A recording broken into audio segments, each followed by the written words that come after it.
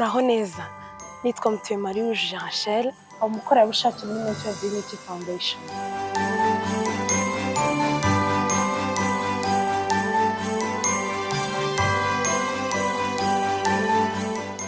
Ibihe nk'iby'iminsi mikuru mu mwaka ni ibihe byo kuba hamwe n'imiryango yacu, inshuti ndetse n'abavandimwe, tukishimana tugasabana.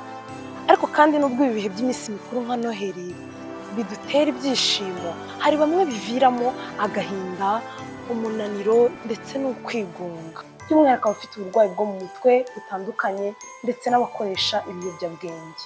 Ubushakashatsi bugaragaza ko by'umwihariko muri ibihe by'iminsi mikuru mu mwaka ari bwo uburwayi bwo mu mutwe bwabo burushaho kwiyongera bitewe n'impamvu zitandukanye, zirimo gutandukana n'abo bakunda, guhatirizwa gutanga impano, kuba nta mikoro bafite ndetse n'ibibazo bitandukanye mu muryango. Muri ibi bihe by'iminsi mikuru nka Noheli ni ngombwa kuzirikana ko kugira umunaniro ari ibisanzwe, ariko kandi tukibuka ko turamutse tutitayeho uwo munaniro ushobora kutuviramo uburwayi bwo mu mutwe butandukanye, burimo indwara y'agahinda gakabije, indwara y'icyoba, ihungabana ndetse n'izindi ndwara.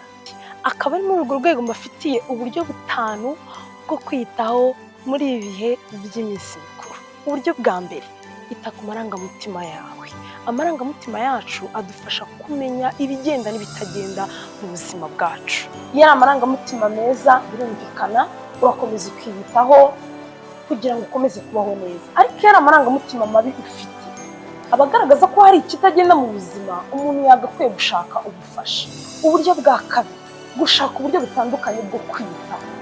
Hari uburyo bwinshi cyane umuntu yakoresha yiyitaho. Ushobora kurya neza ifunguro ryuzuye, ushobora gukora siporo, ushobora gukora imyitozo itandukanye iruhura ubwonko, ushobora kuganira n'inshuti n'abavandimwe n'abo ukunda, ushobora gutembera, ushobora gusoma ibitabo ukunda, ushobora gukora byinshi cyane byiza byagufasha kurushaho kwiyitaho.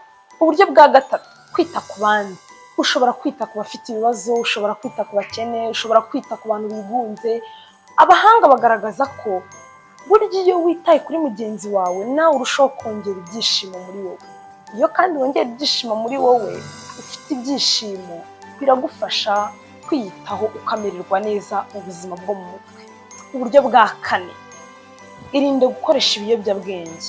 Ibihe by'iminsi mikuru nk'iyo mu mwaka bitubera nk'imbarutso yo gukoresha ibiyobyabwenge, ariko mu by'ukuri twagakwiye kuzirikana ko twagakwiye gushaka uburyo bwiza bwo gusohoka muri ibi bihe by'iminsi mikuru neza, dufite ubuzima bwiza bwo mu mutwe.